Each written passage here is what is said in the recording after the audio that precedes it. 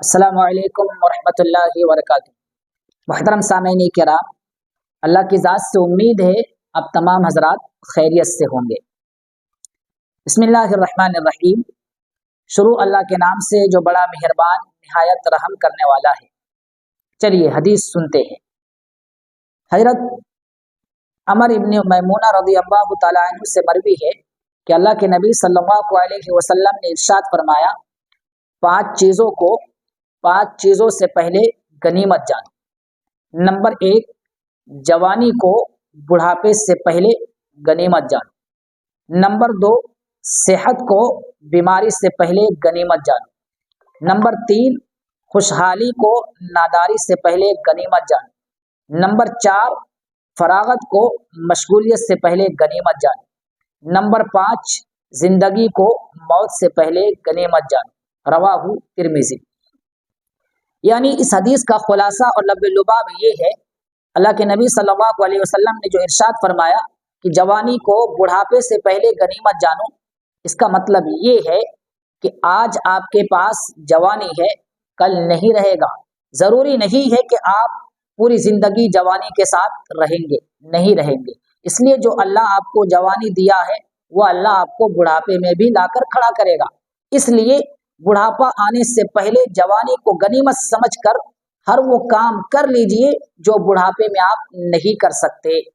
Number 2 پہ جو بیان کیا، صحت کو بیماری سے پہلے، یعنی آپ کو اللہ نے جو صحت عطا کی ہے، جو آپ کو اللہ نے صحت دیا ہے، یہ صحت ہمیشہ نہیں رہنے والا۔ اس لیے کہ آپ بہت سارے کو دیکھے ہوں گے جو اچھا خاصا جوان تھا، بیماری نے اس کو پکڑ لیا اور چارپائی پر زندگی اور موت کی لڑائیاں لڑ رہے ہیں۔ اگر اللہ نے آپ کو صحت عطا کی ہے، اس کو غنیمت جانیے اور ہر وہ کام کیجیے جس سے اللہ اور اس کے رسول راضی ہوتے ہیں، اور ہر وہ کام چھوڑ دیجیے جس سے اللہ اور اس کے رسول ناراض ہوتے ہیں۔ یہ ہے صحت کو بیماری سے پہلے غنیمت جانیے۔ نمبر 3 پہ کہا، خوشحالی کو ناداری سے پہلے، یعنی اللہ نے آپ کو دولت سے نوازا ہے، آپ کے پاس گاڑی، بنگلہ، گھر، یعنی بے شمار نعمتیں اللہ نے آپ کو عطا کی ہے۔ تو اللہ نے آپ کو جو نعمت دی ہے تو نعمتوں کا شکر ادا کیجئے اور اس نعمت کو صحیح کام میں استعمال کیجئے، اس لیے کہ جو اللہ آپ کو نعمت دے سکتا ہے وہ اللہ نعمت چھین بھی سکتا ہے۔ اس لیے وہ وقت آنے سے پہلے اس نعمت کی حفاظت کیجئے اور صحیح کام میں استعمال کیجئے۔ اس لیے اللہ کے نبی نے فرمایا، خوشحالی کو ناداری سے پہلے، یعنی خوشحالی کو غریبی سے پہلے ان کو غنیمت جانو۔ نمبر 4 پہ کہا، فراغت کو مشغولیت سے پہلے، یعنی آپ کے پاس وقت ہے، ٹائم ہے، جو آپ کو ٹائم دیا ہے، کہتے ہیں نا، گیا وقت پھر ہاتھ آتا نہیں، یعنی جو ٹائم آپ کو ملا ہے اس ٹائم کو غنیمت سمجھ کر مشغولیت آنے سے پہلے، یعنی آپ مصروفیت میں جانے سے پہلے اس کو غنیمت جانیے۔ اس لیے کہ اگر آج آپ کے پاس وقت ہے نا، کل نہیں رہے گا، کل آپ کو ہزاروں کام رہیں گے، وقت نہیں ملے گا۔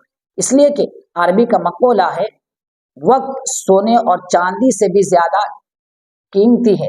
سونا سے مراد بیڈ پر سونا نہیں، گولڈ مراد ہے، یعنی سونے اور چاندی سے بھی زیادہ قیمتی ہے۔ اس لیے اس وقت کو قیمتی سمجھ کر صحیح کام میں استعمال کیجیے۔ اس لیے اللہ کے نبی نے فرمایا، وقت کو فراغت کو مشغولیت سے پہلے غنیمت جانو۔ نمبر 5 پہ کہا، زندگی کو موت سے پہلے، یعنی آپ کو جو زندگی اللہ نے عطا کی ہے، 10 سال، 20 سال، 60 سال، 100 سال، جو کچھ بھی اللہ نے آپ کو عطا کی ہے، یہ زندگی ہمیشہ کے لیے نہیں ہے۔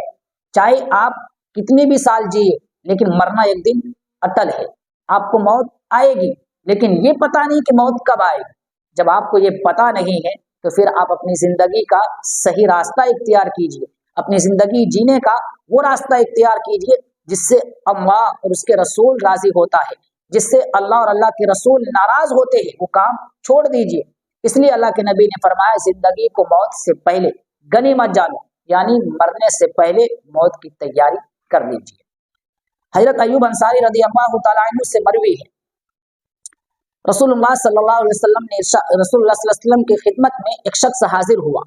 انہوں نے اللہ کے نبی سے فرمایا، اللہ کے رسول مجھے کچھ نصیحت فرما دیجیے اور مختصر لفظوں میں نصیحت فرمائیے۔ تو اللہ کے نبی صلی اللہ علیہ وسلم نے ان کو نصیحت فرمایا کہ جب تم نماز میں کھڑے ہو تو اس طرح نماز پڑھو جیسے کسی کو رخصت کیا جا رہا ہو، اور दूसरी बात की नसीहत ये फरमाई, मुंह से कोई ऐसी बात न निकालो जिसके वजह से कल तुझे उज्र पेश करना पड़े। और तीसरी नसीहत ये फरमाया, जो लोगों के हाथ में है उससे कतई तौर पर मायूस हो जाओ। रवाहु अबू दाऊद, यानी दाऊद शरीफ की यह हदीस है। यानी इस हदीस का खुलासा और लबे-लुबाब ये है कि इंसान जब नमाज पढ़े इस तरह नमाज पढ़े जैसे रुखसत किया जा रहा हो। अब जाहिर सी बात है, जब रुखसत करते तो किस तरह आप दिल और लगन के साथ नमाज पढ़ते, ध्यान लगा के साथ। इसी तरह आप नमाज में खड़े होइए तो लगन और मगन यानी ध्यान लगाकर नमाज पढ़िए। दूसरी बात की नसीहत जो की कि मुंह से कोई ऐसी बात ना निकालो जिसके जरिए कल आपको उज्र पेश करना पड़े। जानते हैं ना साहब, आज की हालत ऐसी है कि हम अपनी जुबान से ऐसे अल्फाज अदा करते, ऐसे वर्ड इस्तेमाल करते कि दूसरे के दिलों को छन्नी कर देते, दूसरे के दिलों को चीर डालते हैं, लेकिन हमें अफसोस तक नहीं, हमें फिक्र तक नहीं होता है। इसलिए कहा कोई जुबान से ऐसी अल्फाज ना निकालो जिसके जरिए कल उज्र पेश करना पड़े। आज की हालत साहब ऐसी है, पूरी जिंदगी दूसरों का दिल दुखाता है, पूरी जिंदगी दूसरों का बुराई करता है। जब उसका जनाजा पढ़ाने के लिए खड़ा होता है ना, फिर उनके रिश्तेदार कहते हैं कि भाई इसने जिसका भी दिल दुखाया हो इनको खुदा के लिए माफ कर दीजिए, बड़ा दिल करके माफ कर दीजिए। क्यों ऐसा काम करते जिसकी वजह से आपको माफी मांगना पड़ता है? आप ऐसा काम ही छोड़ दीजिए। तीसरे नंबर पे जो बयान की, जो नसीहत फरमाया कि जो चीज आपके हाथ में नहीं है उससे कतई तौर पर मायूस हो जाएंगे। यानी जो चीज लोगों के हाथ में, उसमें क्या उम्मीदें लगा सकते हैं, दूसरों से क्या उम्मीदें लगाएंगे? देने वाली जात अल्लाह की है, इसलिए उम्मीदें भी अल्लाह से लगाएंगे। चलिए तीसरी हदीस सुनते हैं। अल्लाह के नबी सल्लल्लाहु अलैहि वसल्लम ने इरशाद फरमाया, जब तुम देखो अल्लाह ताला मासियत और नाफरमानी के बावजूद भी बंदे को उसके ख्वाहिश और उसके पसंद के मुताबिक नेमतें दे रहा है तो समझ लो कि अल्लाह ताला उसको ढील दे रहा है।